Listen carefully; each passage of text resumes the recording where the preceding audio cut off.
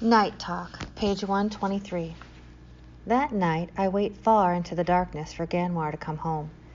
He stumbles a little when he crosses the room, and he carries a bitter smell of smoke. "Where were you?" I ask. "With some friends," he says, and he plops onto the sofa like a sack of grain.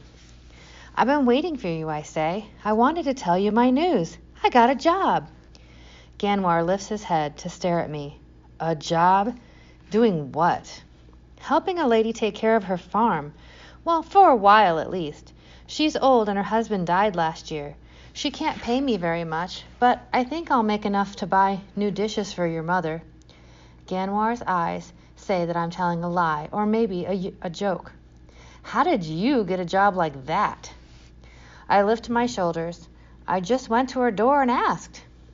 "Her cow didn't look good. Father would never have owned such a sad-looking animal." Ganwar drops his head and covers his eyes with his hand. "Amazing. You just went to her door." I nod. "I've been here a year and a half," Ganwar sighs. "You've been here, what, a week?" We're quiet for a while. I can hear the cold box humming. I do not want Ganwar to be angry with me. I want him to understand, because he is the only one who can. "I miss the cattle," I say at last. "I miss moving them, watching them graze. The sun so hot on your back." Father singing. Ganwar doesn't answer. I think maybe I should not talk of days past with my cousin. I cringe, waiting for the heat of his words. Ganwar rubs his eyes. When he speaks, his voice is sad, not angry. "I always knew what to do," he says. "Morning they'd graze, noon we'd lead them to the stream, afternoon we'd head for home. We always had somewhere to go, not like here, stuck in the apartment or at school." He sighs. "It all made sense.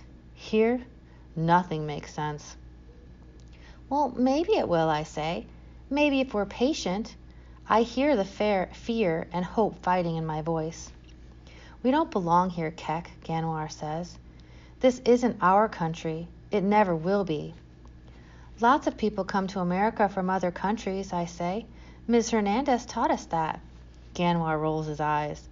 "Poor immigrants, illegal immigrants." "Maybe someday we can go home again," I say. "The war is older than our fathers were. The war is forever," Ganwar replies. He closes his eyes. "Then where do we belong?" I ask. I can see that he's sleepy, but I want Ganwar to tell me this one thing. I wait a long time for Ganwar to reply, but he's asleep, snoring softly. I watched his untroubled face. I cannot seem to get up. Ganwar's words lie in my lap like huge rocks. I am not strong enough to move. I sit and sit, waiting for the sleep my cousin has found, wishing for dreams of our old life, of fine, strong cattle gently complaining like tired children as we guide them safely home.